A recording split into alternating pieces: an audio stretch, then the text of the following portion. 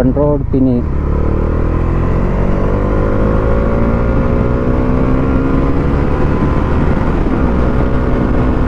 ഇതിൻ്റെ ഭാഗത്തുനിന്ന് ചെറിയൊരു നോയ്സ് എനിക്ക് തോന്നുന്നുണ്ട്. ബാക്കിയുള്ള വണ്ടികൾ നോക്കുന്ന ടൈമിൽ ഇത് അത്യാവശ്യം ബിഗിനർ ഫ്രണ്ട്ലി ആയിട്ടുള്ള വണ്ടി കേട്ടോ. Hello guys, welcome back my new video. Guys, ഇന്ന് നമ്മുടെ കൂടെയുള്ള വണ്ടി എന്ന് വെച്ചാൽ നമ്മുടെ ഡൊമിനാർ 400 കേട്ടോ. ഇന്ന് നമുക്ക് കിട്ടിയിരിക്കുന്ന കളർ എന്ന് വെച്ചാൽ ഒരു ഗ്രീൻ കളർ കേട്ടോ. നമ്മുടെ ഡൊമിനാറിൻ്റെ ഒരു ഫേമസ് കളർ എന്നൊക്കെ പറയത്തില്ലേ, ആ ഗ്രീൻ കളർ കേട്ടോ ഇന്ന് നമുക്ക് കിട്ടിയിരിക്കുന്നത്. അത്യാവശ്യം നൈസ് ഒരു വണ്ടി കേട്ടോ. ഇത് അത്യാവശ്യം ഓൾറൗണ്ടർ ആയിട്ടുള്ള ഒരു വണ്ടി കേട്ടോ. എന്ന് വെച്ചാൽ നമുക്ക് ഹൈവേ കിടിലായിട്ട് ടൂർ ചെയ്യാം, സിറ്റി കൊണ്ട് കിടക്കാം, കുഴപ്പമില്ലാതെ ഓഫ് റോഡ് ചെയ്യാം. അങ്ങനെ ഒരുവിധപ്പെട്ട എല്ലാ സെഗ്മെൻറ്റിലും നമുക്ക് ഉപയോഗിക്കാൻ പറ്റുന്ന ഒരു വാല്യൂ ഫോർ മണിയായിട്ടുള്ള ഒരു വണ്ടിയാണെന്ന് വേണേൽ പറയാം കേട്ടോ. ഇതിന് കുറേ ഗുണങ്ങളുണ്ട്, അതേപോലെ തന്നെ കുറച്ച് ദോഷങ്ങളും ഉണ്ട്. അതെല്ലാം നമ്മൾ ഈ വീഡിയോയ്ക്കകത്ത് ഡിസ്കസ് ചെയ്യുന്നുണ്ട് കേട്ടോ.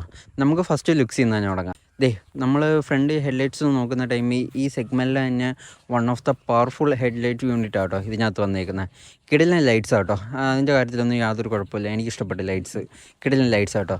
പിന്നെ നമ്മൾ സസ്പെൻഷൻ നോക്കുന്ന ടൈമിൽ 43mm അപ്സൈഡ് ഡൗൺ ഫോർക്ക് ആട്ടോ അധികം വന്നേക്കുന്നത്. സസ്പെൻഷൻ്റെ ഫീൽ എന്നൊക്കെ പറയുന്നത് കുഴപ്പമില്ല, അത്യാവശ്യം സോഫ്റ്റ് ആയിട്ടുള്ള ഒരു സസ്പെൻഷൻ. എന്ന് വെച്ചാൽ അധികം ഹാർഡും അല്ല, അധികം സോഫ്റ്റും അല്ല.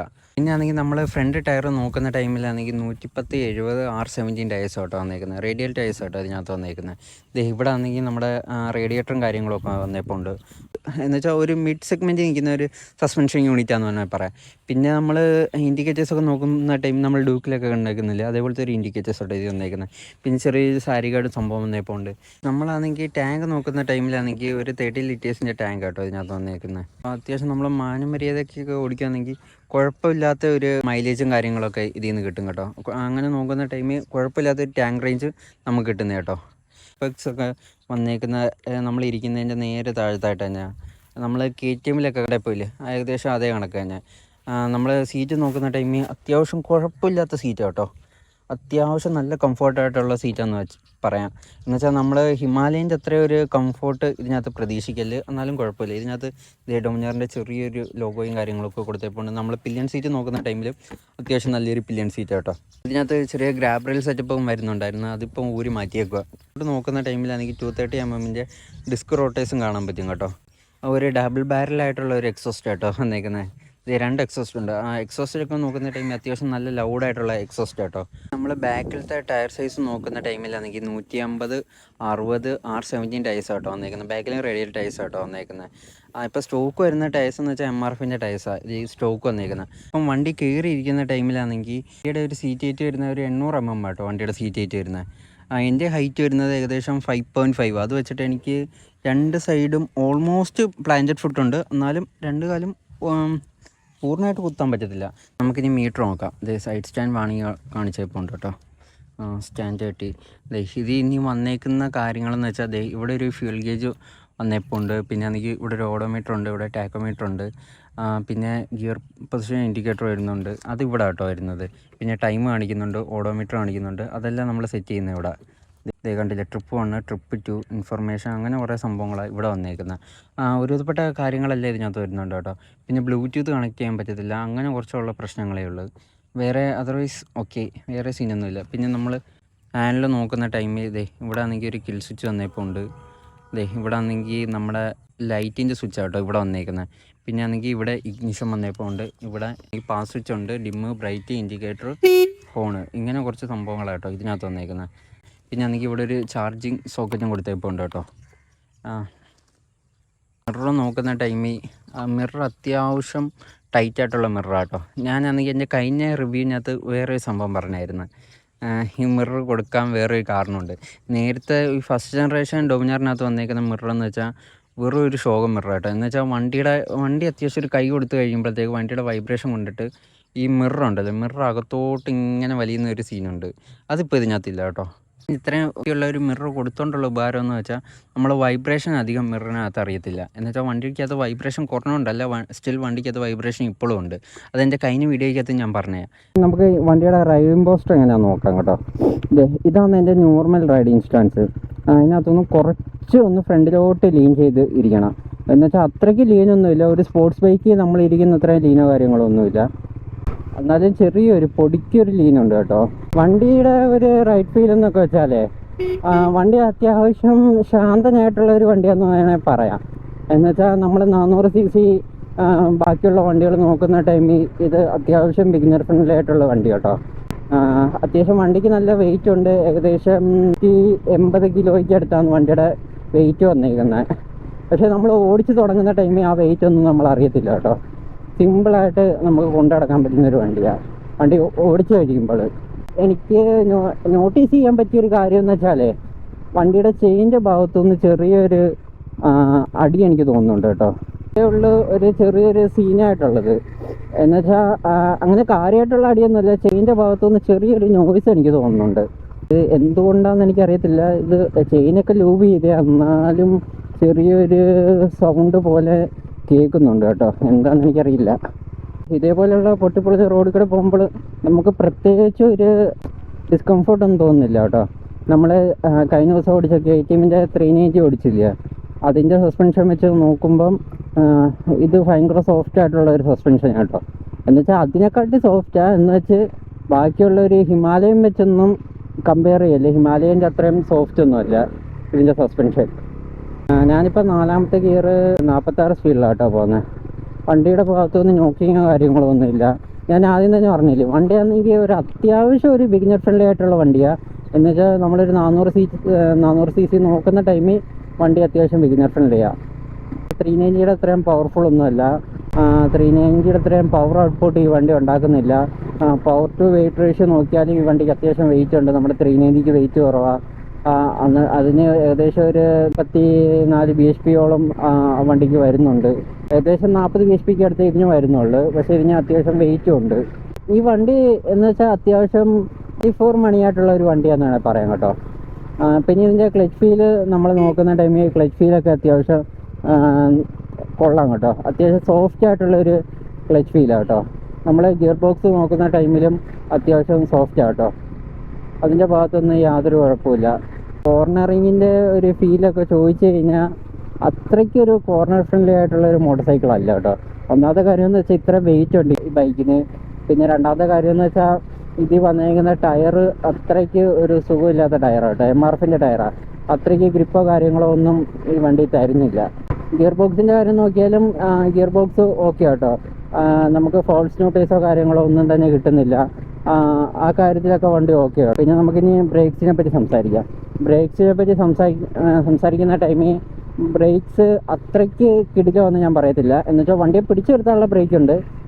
വണ്ടിയുടെ ഒരു ബൈറ്റ് ഭയങ്കരമായിട്ട് ഞാൻ മിസ് ചെയ്യുന്നുണ്ട് കേട്ടോ. ബ്രേക്കിംഗ് ബൈറ്റ് ഉണ്ടല്ലോ, അത് ഭയങ്കര ഷോക്കാണ്. ആ ബ്രേക്കിംഗ് ബൈറ്റ് നന്നായി കുറവുണ്ട് കേട്ടോ ഇതിനകത്ത്. ബാക്ക് ബ്രേക്ക് നോക്കിയാലും ഭയങ്കര ഷോക്കായിട്ടാണ് എനിക്ക് തോന്നുന്നത്. എന്താ ഒരു വികാരമില്ലാത്തൊരു സംഭവം പോലെ.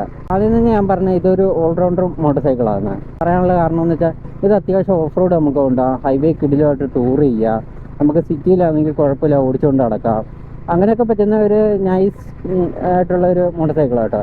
നമുക്ക് പറയാൻ പറ്റുന്നതെന്ന് വെച്ചാൽ വൈബ്രേഷൻ്റെ നമ്മൾ ഇത് നോക്കുന്ന ടൈമിലേ നമ്മൾ ഈ ചെറിയ RPM പോകുന്ന ടൈമിലൊന്നും വലിയ വൈബ്രേഷൻ ഒന്നും നമുക്ക് തോന്നുന്നില്ല. അത്യാവശ്യം ഒന്ന് കൈ കൊടുത്ത് പൊളിച്ച് ഓടിക്കുന്ന ടൈമിൽ, അത്യാവശ്യം റെഡ് ലൈൻ ചെയ്യിക്കുന്ന ടൈമിൽ മാത്രമേ ഉള്ളൂ. ഒരു 10,000 11,000 RPM കയറുന്ന ടൈമിൽ നമുക്ക് വൈബ്രേഷൻ തോന്നത്തുള്ളൂ. വൈബ്രേഷൻ മെയിനായിട്ട് തോന്നുന്നതെന്ന് വെച്ചാൽ ഫുഡ് പെഗിൽ നിന്ന് കേട്ടോ.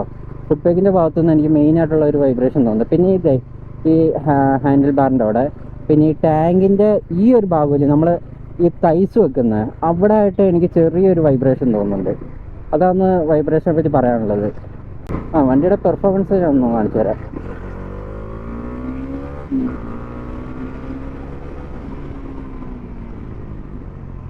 കണ്ടില്ലേ, വണ്ടി സിമ്പിളായിട്ടോ കയറുന്നത്.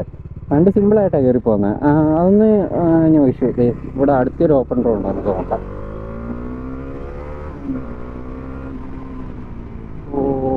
ടിസ്റ്റി റോഡ് കണ്ടില്ലേ. നമ്മൾ ഇത്രയാണെങ്കിൽ കൈ കൊടുക്കുന്ന ടൈമില്ലേ നമുക്ക് ചെറിയ വൈബ്രേഷൻസ് തോന്നുന്നുണ്ട് കേട്ടോ. ഞാൻ ഈ പറഞ്ഞ പോലെ നമ്മുടെ ഫുഡ് പെഗിലും മെയിനായിട്ട് തോന്നുന്ന ഫുഡ് പെഗിലും ടാങ്ക്സിലും ഒക്കെയാണ് കേട്ടോ. അല്ലാത്ത പക്ഷം നോ ഇഷ്യൂ. പിന്നെ വണ്ടിയുടെ ഗിയറിങ് നമ്മൾ നോക്കുന്ന ടൈമില്ലേ വണ്ടിക്ക് ഷോർട്ട് ഗിയറിങ് കേട്ടോ ഉള്ളത്. പെട്ടെന്ന് ഗിയർ ഷിഫ്റ്റ് ചെയ്യണം.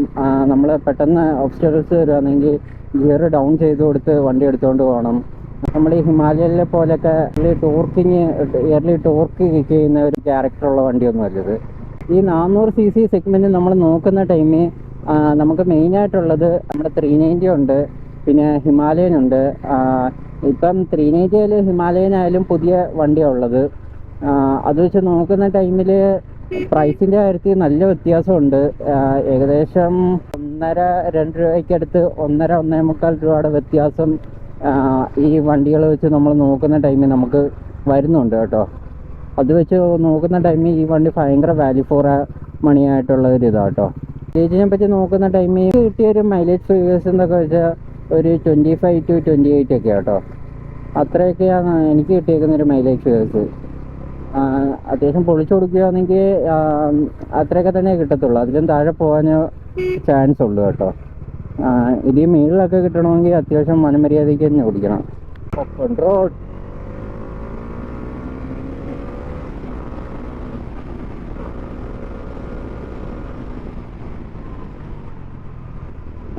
വണ്ടി പെട്ടെന്ന് കേട്ടോ കയറുന്നത്.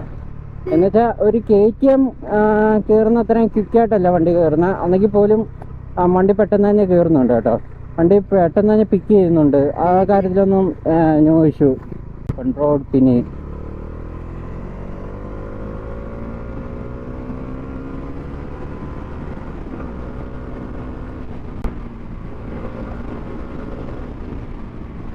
കണ്ടില്ലേ, വണ്ടി പുട്ടുമല്ല കേട്ടോ കയറുന്നത്.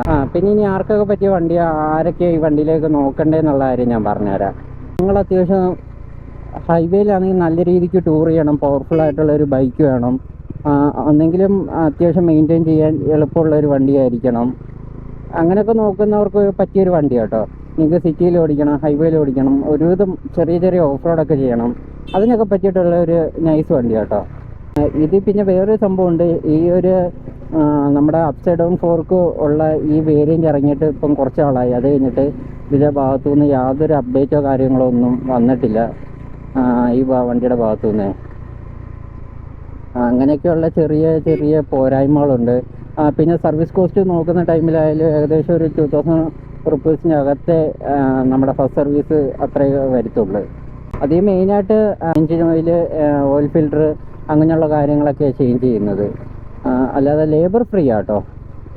ആദ്യത്തെ 3 സർവീസോ 2 സർവീസോ അതെനിക്ക് കറക്റ്റായിട്ട് അറിയത്തില്ല, അത് ഞാൻ ഡിസ്ക്രിപ്ഷനിൽ കൊടുത്തേക്കാം കേട്ടോ.